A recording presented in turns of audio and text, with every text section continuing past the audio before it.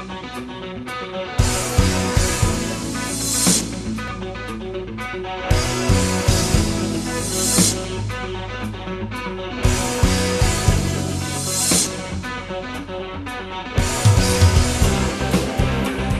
folks, Jiminy Critic here to talk to you about the movie 2012. That's right, we got a movie whose title is a number, or more correctly, a date on the calendar. 2012 is the movie we're going to discuss here today. And I'll get into more of the details later, but this movie is directed by Roland Emmerich. And just to give you a little bit of history about this guy, and then I'll tell you what I think happened in the movie.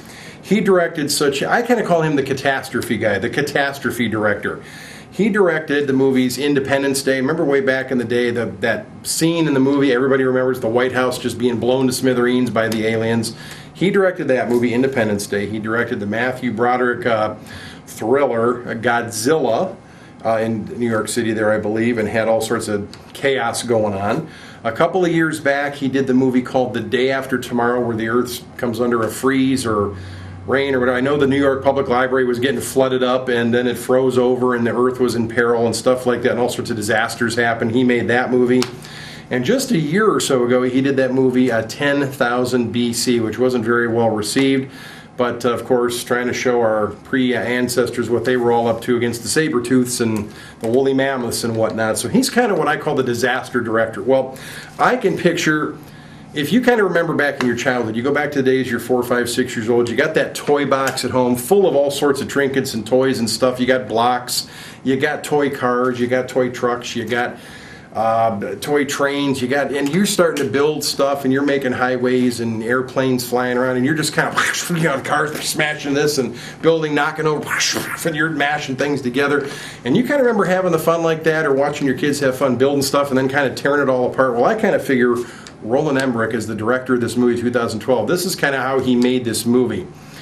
I'm going to tell you what, this is a disaster flick to end disaster flicks. There are so many catastrophes going on at a time in this movie. And I'll tell you one other thing. Some of the stars of this movie, 2012, are John Cusack. He's the main guy. His ex-wife, Amanda Peet. Thandie Newton plays the part. Oliver Platt plays a real hard-nosed part that's kind of fun to watch.